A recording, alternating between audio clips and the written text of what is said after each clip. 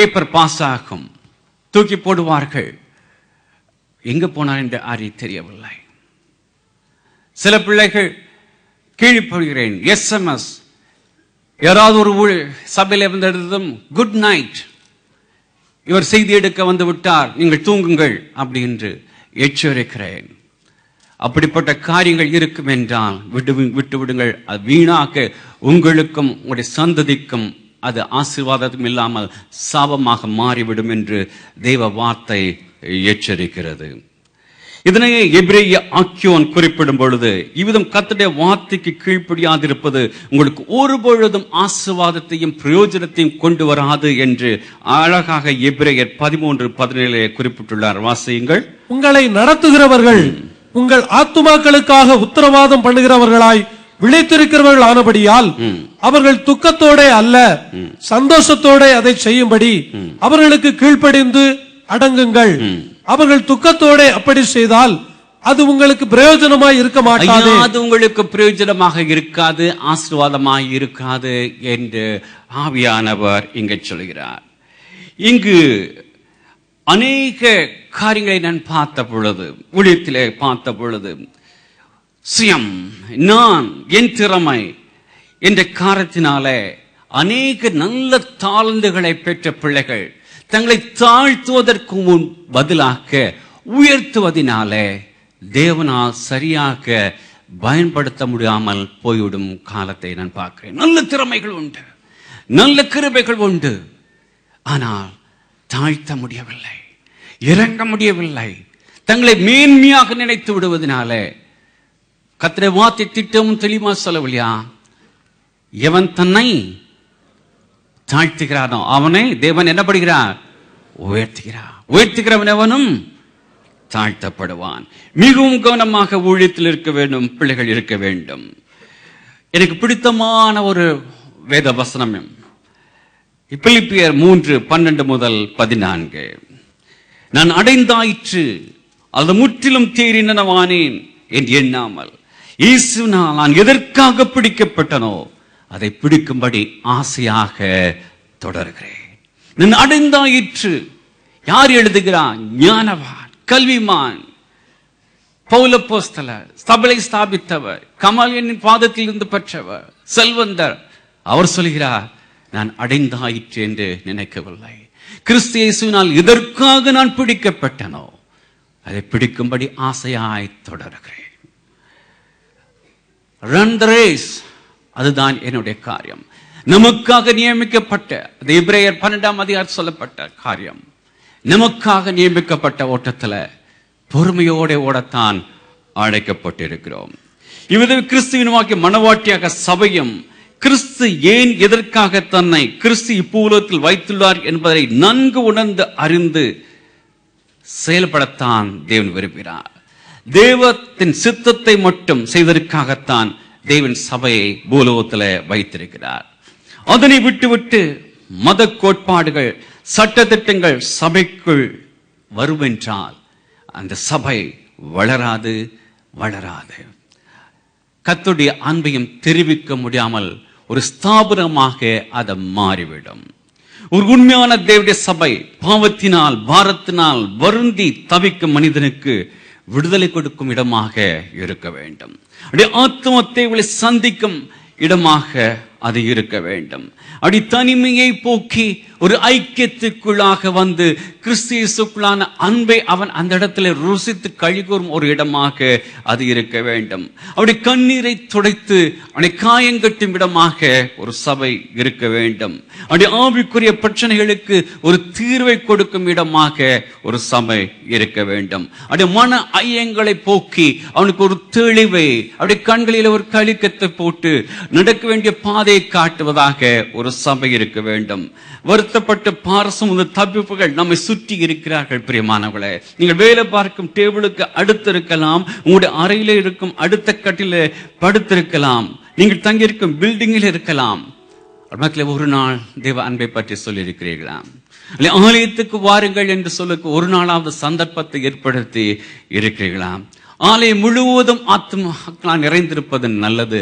ஆனால் இந்த ஆத்துமாக்கள் மத்தியிலே எத்தனை ஆலயம் நிறைந்திருக்கிறது என்பதுதான் முக்கியம். உங்களுடைய உள்ளங்களில் ஆலயத்துக்கு அடுத்த காரியங்கள் நிறைந்திருக்கிறதா? நம்முடைய ஏக்கமும் வாஞ்சியும் தாவரம் ஆலயத்துக்கு அடுத்த காரியத்தில் இருந்தால் மட்டுமே இந்த ஆலயம் மேலே எழும்பும். பிரியமானவர்களே, யாரோ நீங்கள் ஒரு நல்ல போஸ்ட்ல இருப்பீர்கள் என்றால், ஒரு ஸ்தாபனத்தில் இருப்பீர்கள் என்றால், you have to take that institute with you to the bed. அப்பொழுதுதான் அந்த ஸ்தாபனம் மேலே வரும். உங்களுடைய மனதிலே ஓடிக்கொண்டிருக்க வேண்டும். எவ்வாறு அதை மேற்கொள்வது, எவ்வாறு இந்த வேலையிலே நாம் எதிர்கொள்வது, என்ன கான்டாக்ட் சொல்வது என்பதை நீங்கள் யோசித்துக் கொண்டு ஏதோ வேலை 5 மணி 6 மணி வேலை முடிந்து விட்டது போய்விடுவோம் என்று அல்ல. அதே நேரத்தில் குடும்பத்துக்கு அடுத்த காரியத்தை நான் கண்டிப்பாக இருக்க வேண்டும். ஆனால் உள்ளத்திலே ஓடிக்கொண்டிருக்க வேண்டும். அவர் சபைக்கு அடுத்த காரியங்களும் நமக்கு ஓடிக்கொண்டே இருக்க வேண்டும். தாவீது ராஜாவை நாம் அறிவோம். அவன் பாவம் செய்தான், குறைபட்டான். ஆனால் இவைகளுக்கு மத்தியில அவன் தேவனுடைய இருதயத்துக்கு ஏற்றவனாக இருந்தது அநேக காரியங்கள் உண்டு. ஆனால் முக்கியமான ஒரு காரியம் ஆலயம். ஆலயம் ஆலயம் தேவனுக்கு ஆலயத்துக்கு அடுத்த காரியங்களிலே அவருடைய வாஞ்சியம் தவறுமாக இருந்ததை நாம் வேதத்தில் பார்க்கிறோம். இப்படிப்பட்ட மகிமையுள்ள தேவனுடைய ஆலயமாக்கி நம்முடைய சபை எப்படிப்பட்டதாக இருக்க வேண்டும் என்பதை ஒரு 5 தலைப்பிலே நான் முடிக்க விரும்புகிறேன். ஒன்று, நம்முடைய சபை நம் ஒவ்வொருவரின் சபையாக, தனிப்பட்ட நம்முடைய சபையாக இருக்க வேண்டும். அதாவது எவ்வாறு உங்களுடைய மனைவி, உங்களுடைய கணவன், உங்களுடைய பிள்ளைகளை, உங்களுடைய பெற்றோர்களை நேசித்து உரிமை பாராட்டுகிறீர்களோ அவ்விதம் சபையை நேசித்து உரிமை பாராட்ட வேண்டும். மட்டுமல்ல, ஒரு விடுதலையோடு நீங்கள் சபையின் முன்னேற்றத்துக்காக உங்களை ஈடுபடுத்திக் கொள்ள வேண்டும். குறைவில்லாத சபை எங்குமே இருக்க முடியும். எந்த சபையும் பூர்ணப்பட்ட சபை அல்ல. அதனாலே குறை எல்லா இடத்திலும் உண்டு. நான் பின்பாக அதை நான் டச் பண்ண விரும்புகிறேன். எப்படி உங்களுடைய சொந்த வீட்டுக்கு சென்றால் பாதுகாப்பாக விடுதலையாக இருக்கிறீர்களோ அதன்படி சபையில பக்திக்கு அடுத்த காரியத்தில் நீங்கள் விடுதலையோடு தேவனை ஆராதிக்கலாக இருக்க வேண்டும். நீதிமொழிகள் 22:2, ஐஸ்வர்யவானும் தரித்திரனும் ஒருவரை ஒருவர் சந்திக்கிறார்கள், அவர்கள் அனைவரையும் உண்டாக்கினவர் கர்த்தர். ஐஸ்வர்யவானும் தரித்திரனும் ஒருவரை சந்திக்கிறார்கள். ஐயா, இந்த சபையில ஏழை பணக்காரர்கள் என்பதற்கு இடமில்லை, உயர்ந்தவர்கள் தாழ்ந்தவர்கள் என்பதற்கு இடமில்லை, பொறுப்பில் இருக்கும் தலைவர்கள், மூப்பர்கள் அல்லது நான் சாதாரண ஒரு விசுவாசி என்பதற்கு இடமில்லை, பாவிகள் பரிசுத்தர் என்று சொல்வதற்கும் இடமில்லை. இது நம் ஒவ்வொருடைய சபை. நம் ஒவ்வொருக்கும் ஐக்கியம் கொள்ளுகளாக நாம் காணப்பட வேண்டும். ஒரு உண்மையான கிறிஸ்தவ அன்று அருமையான ஒரு தம்பியை நம்ம இழக்க கொடுத்தோம். அந்த இடத்துல கர்த்தநாமத்துக்கு ஸ்தோத்திரம், நம்முடைய சபையிலுக்கும் அநேக பிள்ளைகள் அந்த இடத்துல கூடியிருந்தார்கள். அப்பொழுது தம்பி எட்வர்டும் வந்து சொன்னார்கள், பார்த்தீங்களா பாஸ்டர், ஒரு சபை இருப்பதனால மட்டுமாக என் கண்களுக்கு முன்பாக அங்கு 2 பெட்டி இருக்கிறது. ஒன்று உகாண்டாக்கு போகிறது, ஒன்று ஹைதராபாத் போகிறது. அந்த ஹைதராபாத் போறதுக்கு எடுத்து செல்ல, விமானத்துக்கு எடுத்து செல்ல முனிசிபாலிட்டியில் இருந்து வந்திருக்கிறார்கள். அந்த பெட்டி எது என்று காட்டுவதற்கு அங்கு உறவினர்கள் இல்லை, கம்பெனி ஆட்கள் இல்லை, நண்பர்கள் இல்லை. அவன் தேடி நம்முடைய சகோதரர்கள் ஹெல்ப் செய்து எடுத்து வைத்தார்கள். ஆனால் சபை இருந்ததுனால என்ன ஒரு ஆசீர்வாதம். ஐயா, இப்படிப்பட்ட சபை மட்டுமாக நாம் நேசிக்கர்களாக இருக்கிறோம். 1 கொரிந்தியர் 12 படி நாம் எல்லாரும் அவருடைய அவயவங்களாக நாம் இருக்கிறோம். மட்டுமல்ல, நீங்க தொடர்ந்து பார்க்கும் பொழுது ஜீவனுள்ள கற்களாக அந்த கர்த்தராகிய இயேசு கிறிஸ்துவின் அஸ்திபாரத்தில் ஒவ்வொருவரையும் ஒரு வெளியேறப்பெற்ற கல்லாக பவுல் அங்க வர்ணிக்கிறதை நாம் பார்க்கிறோம். சபை நிர்வாகத்தை சீராக நடத்தத்தான் தலைவர்கள், மூப்பர்கள் செயல்குழுவை தர மேன்மை பாராட்ட அல்ல. கிறிஸ்து இயேசு ஒரு ஊழியக்காரனின் தகுதியை பற்றி கூறியிருக்கும் காரியத்தை நாம் வாசித்தால் அதை கடைபிடித்தால் எவ்வளவு மகிமையாக இருக்கும். லூக்கா 17:10. அப்படியே நீங்களும் உங்களுக்கு கட்டளையிட்ட யாவையும் செய்த பின்பு நாங்கள் அப்ரோஜனமான ஊழியக்காரர், செய்ய வேண்டிய கடமையை மாத்திரம் செய்தோம் என்று சொல்லுங்கள். நாங்கள் அபாத்திரமான ஒரு ஊழியக்காரர்கள் தான் ஐயா, எங்களுக்கு கொடுக்கப்பட்ட வேலையை மட்டும்தான் செய்தோம் என்று சொல்லுங்கள். இந்த அழகாக ஒரு ஊழியக்காரனுடைய தகுதியை பற்றி சொல்கிறார். நம்முடைய பரம எஜமானுக்காக ஊழியம் செய்யும் வேலைக்காரர்கள் நாம் அனைவரும். ஆம், ஒரு உண்மை கிறிஸ்துவின் சபையில நாம் ஒரே குடும்பத்தை அங்கத்தினராக பாவித்து ஒருவரை ஒருவர் சகோதர சிநேகத்துடன் செய்து நம் பரம எஜமானுக்காக ஊழியம் செய்யத்தான் மனவாட்டியாக சபையை தேவன் கொடுத்திருக்கிறார். நம்முடைய சபை சிறிதாக இருக்கும் பொழுது அதன் பெயர் சாஜா தமிழ் கிறிஸ்டியன் ஃபெல்லோஷிப், சாஜா தமிழ் கிறிஸ்தவ ஐக்கியம். அதன் பின்பாக காலத்தின் சுழற்சியால் சபையுடைய வளர்ச்சியினால் சாஜா தமிழ் திருச்சபையாக மாற்றப்பட்டது. ஏஜியோட அஃபிலியேஷன் ஆனதுனால அசம்பிளி ஆஃப் காட் சாஜா திருச்சபை என்று நாம் அழைத்துக் கொண்டிருக்கிறோம். என்னதான் பேர் மாறினாலும் அந்த ஃபெல்லோஷிப்பை விட்டுவிடக்கூடாது, இந்த ஐக்கியத்தை நாம் விட்டுவிடக்கூடாது. எந்த நேரத்திலே அந்த ஃபெல்லோஷிப்பை விடுகிறோமோ அன்று சபை கீழ் நோக்கி செல்ல ஆரம்பிக்கிறது. வீழ்ச்சி நிச்சயமே. என்று சபையின் ஐக்கியம் பாதிக்கப்படுகிறதோ அந்த சபை ஜீவனை இழந்துவிடும் என்று வேதம் சொல்லுகிறது. எங்கு ஜீவனும் ஆசீர்வாதமும் இருக்கும் என்று சங்கீதம் 133 பார்க்கிறோம். எங்கு ஒரு மனம் உண்டோ அங்குதான் ஜீவனும் ஆசீர்வாதமும் என்று சங்கீதம் 133 திட்டமும் தெளிவுமாக சொல்கிறது. குறைகூற கூட்டம் எங்கும் உண்டு, அதில் யாரும் சிக்கிவிடக்கூடாது. சிலர் என்னதான் செய்தாலும் குறை கூறுவார்கள். பாஸ்டர் சரியில்லை, உதவி பாஸ்டர் சரியில்லை, மூப்பர் சரியில்லை, அவர் அப்படி சரியில்லை, அவர் இப்படி சரியில்லை. ஆமா, உண்மைதான், 100க்கு 100 நீங்க சொல்றதுக்கு சரி. ஒருத்தர் சரியில்லை. யாராவது சரியா?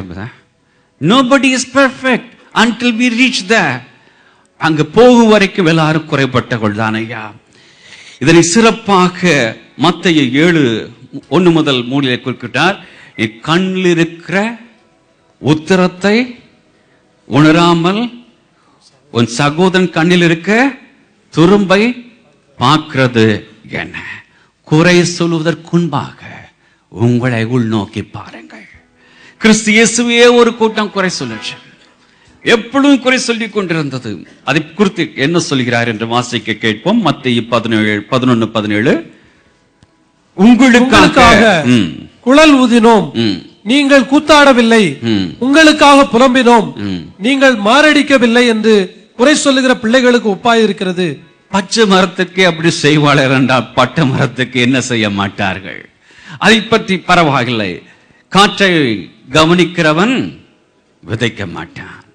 கிறிஸ்தின் கூற்றுப்படி இந்த குறிகூற சொல்ல பிள்ளைகள் சிறு பிள்ளைகள் என்று சொல்லுகிறார். சிறு பிள்ளைக்குரிய குணத்தை தவிர்த்தவர்களாக ஆவிலே ஒரு மெச்சூரிட்டி வந்து வளர்ந்தவர்களாக நாம் கடந்து செல்ல வேண்டும். மேலும் கிறிஸ்து இயேசு யோவான் 7:24 சொல்கிறார், தோற்றத்தின்படி தீர்ப்பு செய்யாமல் நீதியின்படி தீர்ப்பு செய்யுங்கள் என்று. அதன்படி அதை உறுதி செய்வதற்காக அடுத்த அதிகாரத்தில் ஒரு சம்பவம் நடந்தேறுகிறது. அவர் தேவாலயத்தில் இருந்த பொழுது வேதபாரரும் பரிசேயரும் ஒரு பெண்ணை வேகமாக இழுத்து கொண்டு வருகிறார்கள். இழுத்து கொண்டு வந்து தேவனுக்கு கிறிஸ்துவுக்குன்பாக விட்டவர்களாக இப்பொழுது சொல்லும், கையும் களவுமாக இவளை விபச்சாரத்தில் நாங்கள் பிடித்து வந்திருக்கிறோம். நம்முடைய வேதம் சொல்லுகிறது, மூசையின் நியாயப்பிரமாணம் சொல்கிறது, இவளை கல்லறிந்து கொல்ல வேண்டும் என்று. இப்பொழுது நீர் என்ன செய்கிறீர்? நடந்ததை நாம் அறிவோம். உங்களில் பாவமில்லாதவன் முதலில் கல்லறிய கடவன். யாராவது எறிந்தார்களா? இல்லை. யோவான் 8:9. அவர்கள் அதை கேட்டு தங்கள் மனசாட்சியினால் கடிந்து கொள்ளப்பட்டு பெரியோர் முதல் சிறியோர் வரைக்கும் ஒவ்வொருவராய் போய்விட்டார்கள். இயேசு தனித்திருந்தார். அந்த ஸ்திரீ நடுவே நின்றாள். A beautiful scene. இயேசு தனித்திருந்தார். அந்த ஸ்திரீ நடுவே நின்றாள். பாவமில்லாத பரிசுத்தரும் பாவியும் அங்கு நிற்கிறார்கள். இரட்சகரும் அபாத்திரமான பாவியும் விடப்படுகிறார்கள். நீதிபரான நீதிபதியும் குற்றவாளியும் அங்கு விடப்படுகிறார்கள். தெய்வகுமாரன் அங்கு அவளை ஆக்கினைக்கு உட்படுத்தினாரா? இல்லை. மாறாக அவளை நோக்கி, நானும் உன்னை ஆக்கினைக்குள்ளாக தீர்க்கிறதில்லை, இனி பாவம் செய்யாத. இதுதான் ஐயா தேவனுடைய நியாய தீர்ப்பு. இதுதான் ஐயா தேவனுடைய மனதுருக்கம். இதனை சிறப்பாக பவுல் 1 கொரிந்தியர் 4:4-5 அழகாக சொல்கிறார். என்னிடத்தில் நான் யாதொரு குற்றத்தையும் அறியேன், ஆகிலும் அதனாலே நான் நீதிமான் ஆகிறதில்லை. என்னை நியாயம் விசாரிக்கிறவர் கர்த்தரே. ஆதலால் கர்த்தர் வருமளவும் நீங்கள் காலத்துக்கு முன்னே யாதொன்றை குறித்தும் தீர்ப்பு சொல்லாதிருங்கள். என்னை நியாயம் விசாரிக்கிறவர் கர்த்தரே. அதனால் கர்த்தர் வருமளவும் நீங்கள் காலத்துக்கு முன்பாக யாரை குறித்தும் தீர்ப்பு செய்யாதீர்கள். தொடர்ந்து ரோமர் 14:10-12-13 வசனங்களை வாசிக்க கேட்போம். இப்படி இருக்க நீ உன் சகோதரனை குற்றவாளி என்று தீர்க்கிறது என்ன? நீ உன் சகோதரனை அற்பமாய் எண்ணுகிறது என்ன? நாம் எல்லாரும் கிறிஸ்துவனுடைய நியாயஸ்தானத்துக்கு முன்பாக நிற்போமே. ஆதலால் நம்மில் ஒவ்வொருவனும் தன்னை குறித்து தேவனுக்கு கணக்கு ஒப்புவிப்பான். 13. இப்படி இருக்க நாம் இனிமேல் ஒருவரை ஒருவர் குற்றவாளிகள் என்று தீர்க்காதிருப்போமாக. ஒருவனும் தன் சகோதரனுக்கு முன்பாக தடுக்கலையும் இடரலையும் போடல் ஆகாதென்றே தீர்மானித்துக் கொள்ளுங்கள். எவ்வளவு அழகாக தேவன் இங்கு வெளிப்படுத்துகிறார். ஐத்தான் குருந்திலே கர்த்தருடைய பந்தி ஆசரிக்கும் பொழுதெல்லாம் சொல்கிறோம், அவன் தான் தன்னைத்தான் நிதானித்து பக்கத்தில் இருக்கவனை நிதானிக்க எந்தவித அதிகாரத்தையும் தேவன் உனக்கு கொடுக்கவில்லை. கொடுக்கிறவர்களை பற்றியோ மற்றவர்களை பற்றியோ நிதானிக்க எந்த அதிகாரத்தையும் தேவன் கொடுக்கவில்லை. அவனை நியாயம் விசாரிக்கிறவர் கர்த்தரே. கிறிஸ்து இயேசுவின் இப்பேற்பட்ட மனதுருக்கத்துடன் கரிசியுடன் தேவ அன்பினால் நிறைந்தவர்களாக நம் ஒவ்வொருவரையும் நேசித்தால் மட்டுமே சபையில் ஒவ்வொருவரும் வரும் புதிதான பாவையும் தைரியத்தோடு தேவனுடைய சமூகத்திலே வந்து இரக்கத்தையும் மீட்பையும் ரட்சிப்பையும் பெற்றுக்கொள்ள முடியுமே தவிர ஏதோ நாம் பெரிய பரிசுத்தவான்கள் என்று நினைத்துக் கொண்டு அவளை ஒரு கீழ்த்தரமாக பார்ப்போம் என்றால் அல்லது பேசுவோம் என்றால் கிறிஸ்துவின் அன்பு வெளிப்படாத பிரியமானவர்களே. ஆனால் கிறிஸ்துவின் அன்பும் மனதுருக்கமும் வெளிப்படும் சபையாக நம்முடைய சபை இருந்தால் மட்டுமே இன்னும் வரும் காலங்களில் தேவன் கொடுத்த அந்த 2500 பேர் கொடுக்கும் இடம் கண்டிப்பாக உங்களுக்கு கிடைத்தேதான் தீரும். வாக்குத்தத்தம் செய்தவர் உண்மை உள்ளவர், வாக்குத்தத்தத்தை நிறைவேற்றியே தீர்வார். But until that we have to set right. நாம் சரி செய்ய வேண்டிய காரியங்கள் அநேகம் உண்டு. அதை முடிக்கும் பொழுது கண்டிப்பாக தேவன் கொடுப்பார். அந்த விசுவாசத்தோடு நாம் முன் செல்லத்தான் அழைக்கப்பட்டிருக்கிறோம். இரண்டாவதாக நம்முடைய சபை ஒரு ஜீவனுள்ள சபையாக இருக்க வேண்டும். நாம் ஆராதிக்கும் தேவன் யார்? ஜீவனுள்ளவர். அவருடைய மனவாட்டிய சபையும் ஜீவனுள்ளதாக இருக்க வேண்டும். ஆராதனையிலே ஜீவன், செய்தியிலே ஜீவன், சாட்சியிலே ஜீவன், ஜபத்திலே ஜீவன். இது குறைவதை நான் உணர்கிறேன். ஆமேன் என்று சொல்வதற்கு முடியவில்லை. இன்று நடத்தி கொண்டிருக்கும் பொழுது கவனித்தேன், சில ஆமேன் என்று சொல்லி முடிக்கிறார்கள், சபை ரெஸ்பான்ஸ் பண்ணவில்லை. கடினப்பட்டதோ ஏன் என்று உங்களை ஜெபத்தோடு உங்களால் சேர்ந்து கொள்ள முடியவில்லை. ஆவியோடும் விடுதலையோடும் ஆராதிக்க கடந்து வந்திருக்கிறோம். ஜெபிங்கள் என்று சொன்னதும் ஒரு குறிப்பிட்ட நபர்கள் தான் ஜெபித்துக் கொண்டிருக்கிறார்கள். ஐயா, எத்தனை ஜெப கூட்டங்களில் கூடுகிறோம். அஜ்மானியில் இருக்கிறது 2 கிளை சபைகள், கோயிலில் இருக்கிறது 26 பிரேயர்ஸ்கள். கலந்து கொள்ளும் பொழுது எவ்வளவு ஃபயராக இருக்க வேண்டும். என்னுடைய பலவீனத்தின் நிமித்தமாக நான் குறைத்துக் கொண்டு இருக்கிறேன். ஒருவேளை நீங்கள் வெளியில் பார்க்கும் பொழுது நன்றாக ஹெல்த்தியாக இருக்கிறார்கள் நினைக்கலாம். ஆனால் நீங்கள் நினைப்பது போல சரீர தோற்றத்தை பற்றி வேண்டாம், மிகவும் பலவீனப்பட்டவனாக உள்ள இருக்கிறேன். மனபாரங்கள், சபைக்கடுத்த காரியங்கள் அநேக என்னை உடுக்கிக் கொண்டு இருக்கிறது. இப்படிப்பட்ட youngsters you have to stand. தேவனுக்காக வைராக்கியத்தோடு நீங்கள் எழுந்து சென்றால் மட்டுமே இந்த சபை இன்னும் விரிவாக்க முடியும். எத்தனையோ காரியங்கள் நம்மை பற்றிக்க நம்மை சூழ்ந்து கொண்டிருக்கும் பொழுது எதிர்காலம் உடைய கரத்தில் இருக்கிறது. முட்டைகளை எதில் வைத்தால் குஞ்சு பொரிக்கும்? யங்ஸ்டர் சின்ன பையங்க டீன் முட்டை எதுல வச்சா ஒரு மிஷின்ல வைப்பாங்களே, அந்த மிஷினுக்கு பேர் என்ன?